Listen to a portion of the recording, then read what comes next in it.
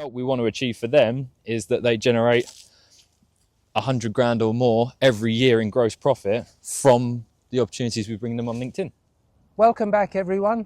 Today I'd like to introduce you to Hayden Bloomfield, and he's going to be talking about how to grow your business using LinkedIn.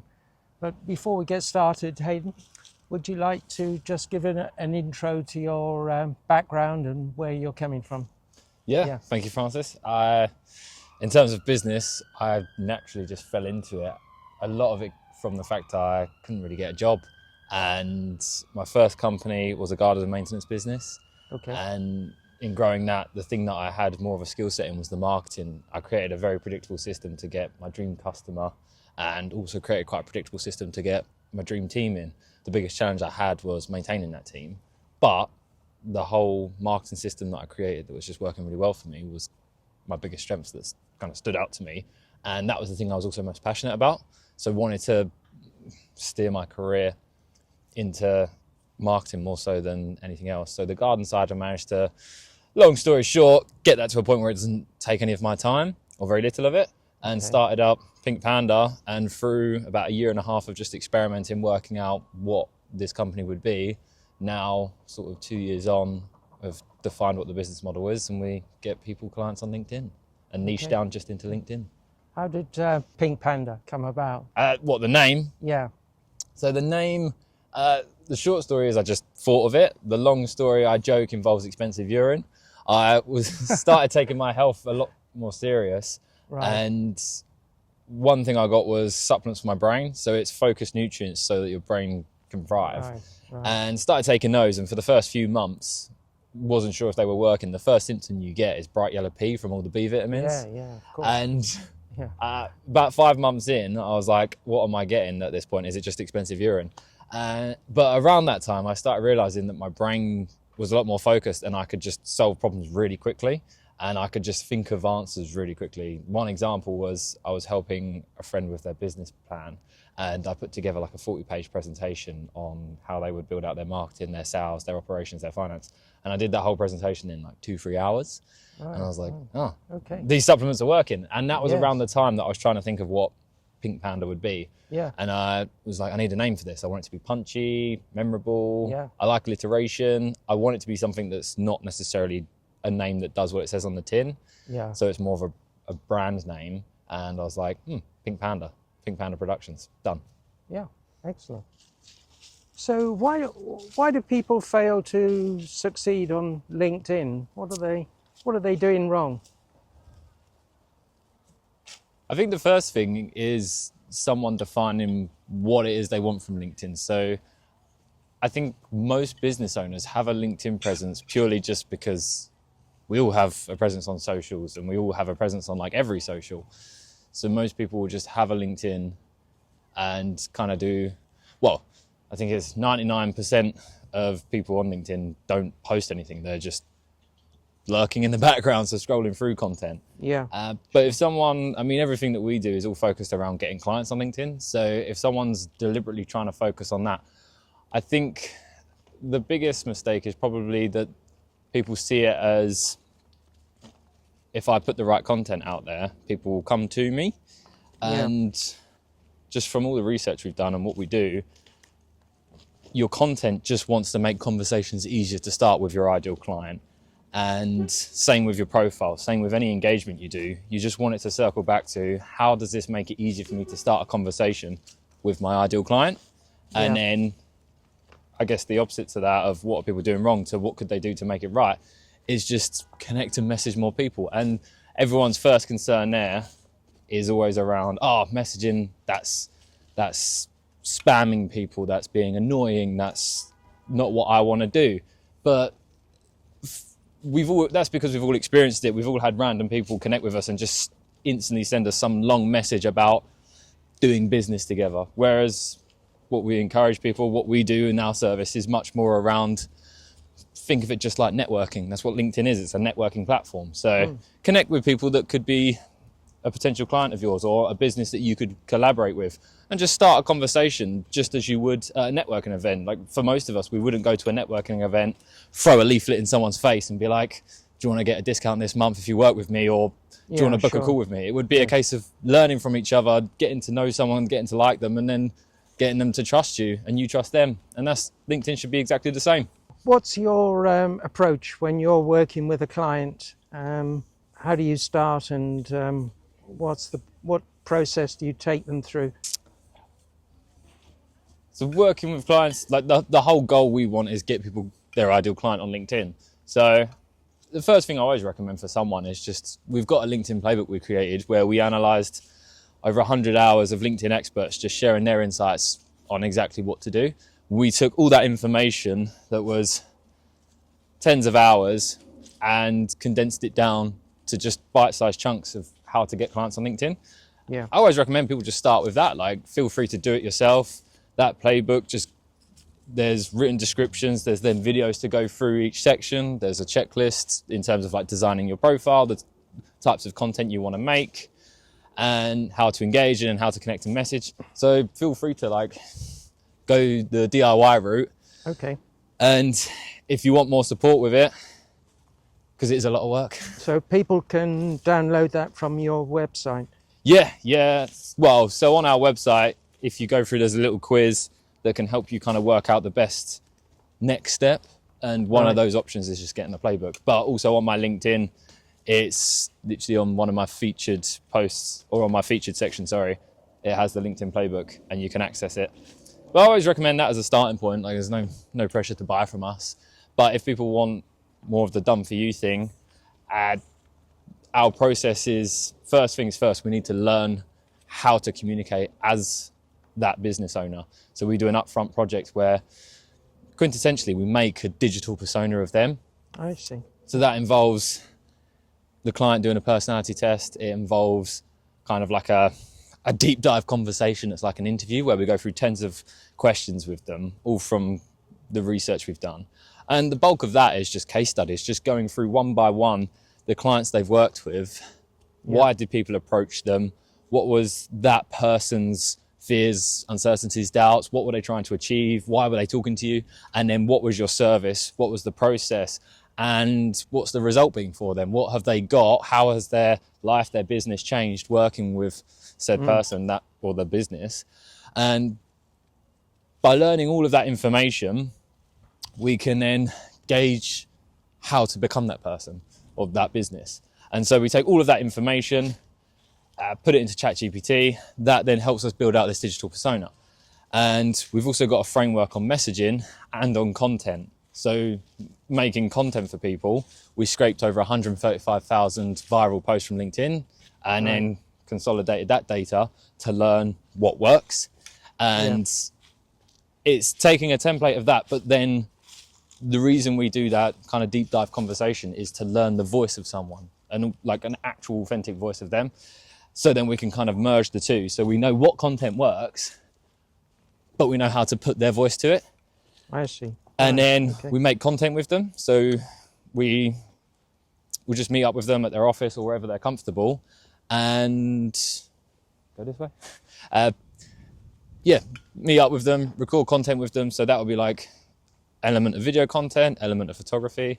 And we do a combination where it's quite polished content. So it's mic'd up, it's well lit. But then we also do quite raw content. So the idea is we want to come across very authentic on their LinkedIn. So with all of that information, we also plan out tens and tens and tens of posts, polls for their LinkedIn. So we've kind of got this war chest or whatever you want to call it. So then we've got this portfolio of content for them. We've got a real deep understanding of their business and their personality. So then the content that we post, we can do in their voice. And then when we're messaging in their voice. So that's kind of the up front. And then we start maintaining someone's LinkedIn. So then we're designing their profile, we're posting all their content, we're engaging as them, and then we're connecting and messaging their ideal clients. And a lot of it is just constant experimentation to see what works. So our research gives us a foundation to start with, and learning them improves that foundation. And then just as we work with more and more people, we just learn how to have better conversations that lead to better opportunities that get people clients. So then it's just month on month, constantly improving, constantly assuming that we're never good enough, and trying to get to a point where every month, every 3 months, every 6 months, we look back and go, wow, we were terrible before and we've got a lot better.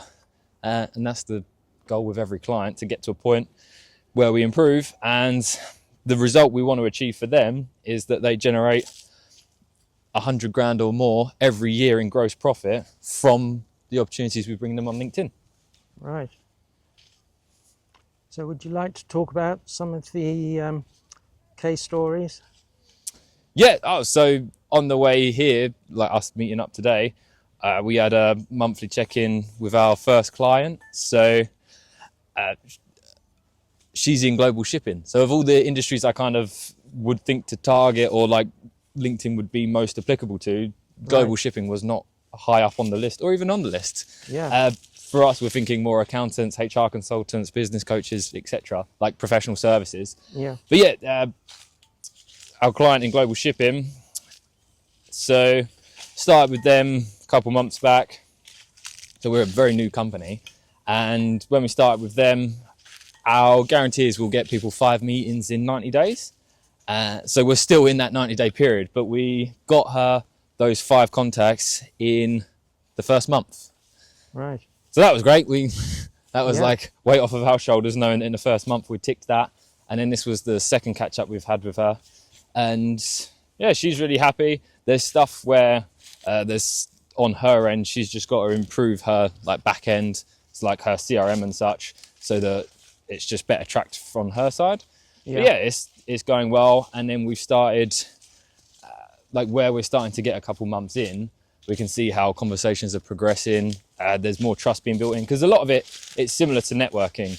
And like in a professional service, it's very rare that you meet someone and they instantly go, oh yeah, I'm literally looking for what you provide. Let's meet up and let's start working together next week. In professional services, a lot of people you meet that could be a client of yours, it's very rare that they'll be ready to buy in that moment. And a lot of the time they might be, not likely, but they might be solution aware. So they might know that they're looking for something similar to what you offer, but most of them are probably either problem aware or not even thinking about it. And just with networking, just with LinkedIn, it's a case of spending the time to build those relationships to help people build trust in you. But you can help them kind of go down that funnel to become ready to buy from you quicker, just with the right conversations and the right content, which is why we do such a large upfront project. And where I mentioned polished versus more raw and authentic content, that comes into play because a lot of the content we use is not necessarily just for posting. So we post content, but we also use it in messaging. Right. So we want to have stuff that once we've started a conversation and we've learnt what the problem is, the pain point they've got, or the goal is that they're trying to achieve, we can then give them resources to help them learn. So as a specific example, take like a HR consultant. Say their ideal client is a business that's expanding and taking on their first manager, and it's something that they've never really done before. And that seems to be the sweet spot of ideal client. You know, got to a point they've probably got 10 staff, and now the business owner wants to hire a manager to run the team. So in that circumstance, that HR manager wants to be connecting with business owners that fit that have probably got about 10 staff. So you can do that on LinkedIn. And then in terms of conversation, you want to learn, are these business owners trying to grow? Have they got growing pains of trying to find a manager? That's the goal they're trying to achieve, so they can step away from more of the day-to-day. So in that circumstance, it'd be pretty handy if that HR consultant had like a guide to taking on your first manager. That's kind of the mistakes that a lot of businesses make, how to avoid them, and then the kind of process you want to put in place, and a few tips and tricks around how to attract a manager and what you need to have in place to be compliant. So is the contract different to a different employee? So if you just had that as a free resource that you just created once, that you could just take from your operating procedures, you could turn it into a nicely designed PDF or an online landing page and just give that away for free. So then every prospect you talk to that's got that problem, you can offer them that resource when you're talking to them, and now everyone's going to say, yes, that sounds really helpful, please send it over. And then once they send it over, get their feedback. Was it helpful? Was it not? And if it's helpful, just say, amazing. Well, do you need help with taking on your first manager, or is this something you've got covered yourself? And if they say they need help, well, then book a meeting with them and you've got yourself a potential client. If they say they'll try it themselves, say, no worries, I hope you get along well with it. I'll catch up with you in a month's time, see how you're getting on and progressing. And if you've got any questions, we can find out then. So it's just a non-aggressive conversational way to find yourself clients on LinkedIn. Yeah, so the whole thesis around providing a year's content up front is firstly just understanding our client, and it helps us deeply learn all about them and get to know them. So then when we start looking after their LinkedIn, it's like we are part of their business. So like when we onboard a new client and go through that project, I could stand up, or like the team, we could stand up and give a 10-minute talk as if we are that business. So it really helps us learn. And then in addition, it then means that we can kind of pre-plan what we're looking to put out on their LinkedIn. So this is why we work with established business owners. And like one thing I often say is business owners, they get most of their work through word of mouth, because if someone gets most of their work through word of mouth, it means they've been around for a while. It means they've done great work for their clients and their clients are referring them. So they're clearly good at what they do. And with that means that there's a lot of stories that we can pull out of their career history running the business. And it's those, as I alluded earlier, we go through a lot of case studies to understand why are people coming to you when you start conversations, or when someone refers to you, your business. What is it that sparked that introduction? And what that is just giving us all the questions that your ideal client has. So a framework I have for it, I call it ASS. So it's awareness, schooling, showcasing. So you want to make people aware that the service that you offer links to the problem that they've got and the solution that they're trying to get towards. And then you school them by giving away all the tips and tricks and secrets of your trade. And this is where a lot of people fear giving too much away. But if you can give away all your secrets and someone could then just go and solve the problem themselves, you haven't really got much of a business, and you haven't got any moat around your business, because clearly it doesn't take any expertise. Like a lot of us have built our craft over the years and become an expert in what we do, and it's taken a lot to get there. So you can't just tell someone how to do it and they do it themselves. You can tell them how to do it and they'll realize you're such an expert. So that's the schooling. And then showcasing is just telling the stories of how you've done it for others, other businesses, other people. So as a combination, you make people aware of the problem, school them on how to solve it, you showcase how you're the one to solve it for them. And we can learn all of that up front. We just go through the stories of people you've worked with. So that enables us to just take all of those stories, and then we can do a recording where we go through that content, answer those questions, and enables us to create a whole year of content up front. So for us, that's like over 50 posts to go out on LinkedIn, written, over 50 polls that we can post on LinkedIn, over 50 photos, and we create a handful of, I call them lead magnets, those free resources you can give away as, well, it's a lead magnet. The idea is it draws your leads in. And what else do we do? Video content. So I think it's a dozen reels, all focused on that ASS framework. So that's kind of an idea of the year of content. But then there is stuff like month by month, we just want to catch up with our clients to learn if there's anything new in the industry, if there's anything new in their business, and if they've taken any photos of what they've been up to, if they've been to an event or anything in their personal life that's cool, got a new dog, been on holiday, stuff that they'd be happy to share, but it's just part of pulling back the curtain and sharing their personal life, or something that's happened in a business. If they've taken on a new team member, we'll get a photo with them, and then we can incorporate that into what we're doing on LinkedIn, because it's all part of building that story of the business. Is there anything else you'd like to say about your services? So something else we offer all came around just because for a lot of business owners, a lot of people, their biggest concern with LinkedIn is always around that messaging and not wanting to be spamming people and not wanting to be a nuisance and not wanting to come across as annoying, and they're worried about their reputation tied to that. So one thing we do, we call it an offer campaign, and we do it at no charge. We just want a commission if you get any clients from it. So what we do for 30 days, we go on your LinkedIn and we look at who you're already connected to that could be a client. So if you have 1,000 connections, how many of those people could be your client? And so we just start conversations with them. They see all the messages before we send them out and everything, so we pre-plan it. and we kind of have a template structure to it. But yeah, the whole thing is we just look at who could be a client that you're already connected to, who's that low-hanging fruit that you just haven't started a conversation with, and we go in, start a conversation with them, learn a bit about the problem that they're experiencing, look at how you could solve that, and see if it's worth getting a meeting booked in. And it's a very soft approach. Like, we can, if someone's curious, they can get in touch and we can show them. It's a very non-salesy, non-aggressive way to just softly go in and network with someone, see if you can help them. So we do that, as I say, it's no charge. We just take a commission and we do it for 30 days. So it's a nice kind of no risk way of seeing what potential there is on LinkedIn for someone.